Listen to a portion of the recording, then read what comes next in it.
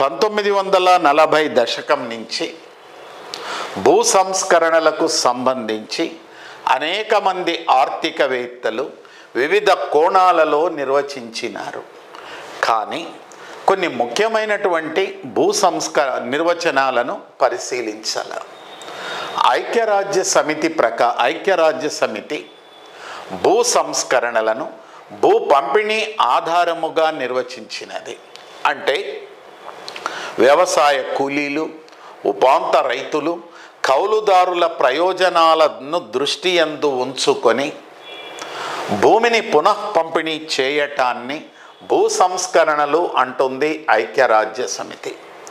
అయితే పండిట్ జవహర్లాల్ నెహ్రూ ఏమంటాడంటే, వ్యవసాయదారులను ఆర్థికంగా, రాజకీయంగా, సామాజికంగా, సాంస్కృతిక పరంగా బలవంతులుగా చేయడానికి ప్రభుత్వం ప్రకటించే ప్రతి కార్యక్రమాన్ని భూ సంస్కరణలనవచ్చు అంటాడు పండిట్ జవహర్లాల్ నెహ్రూ.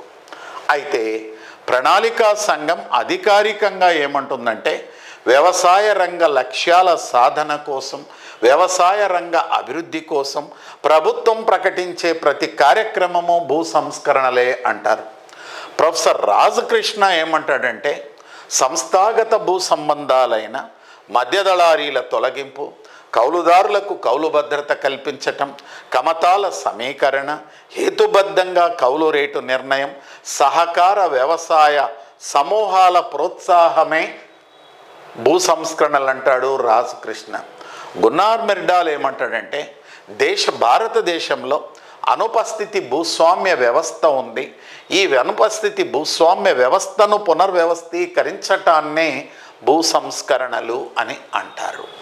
ఈ విధంగా వివిధ ఆర్థికవేత్తలు నిర్వచనాలను ఇచ్చినారు. అయితే ఇక్కడ మీరు ఒకవైపు రాజకృష్ణ, గున్నార్ మిర్డాల్, ఐక్యరాజ్య సమితి, ప్రణాళికా సంఘం ఇస్తారు. మరి ఒకవైపు వాళ్ళు ఏ ఆధారంగా నిర్వచనాలు ఇచ్చారో ఇస్తారు. మ్యాచ్ ది ఫాలోయింగ్ అంటాడు. మరి ఈ టేబుల్ అనేది నువ్వు చదువుకుంటే అలాంటి క్వశ్చన్ వచ్చినప్పుడు నువ్వు ఆన్సర్ చేయడానికి వీలవుతుంది. దీన్నే బేసిక్స్ అని అంటాము.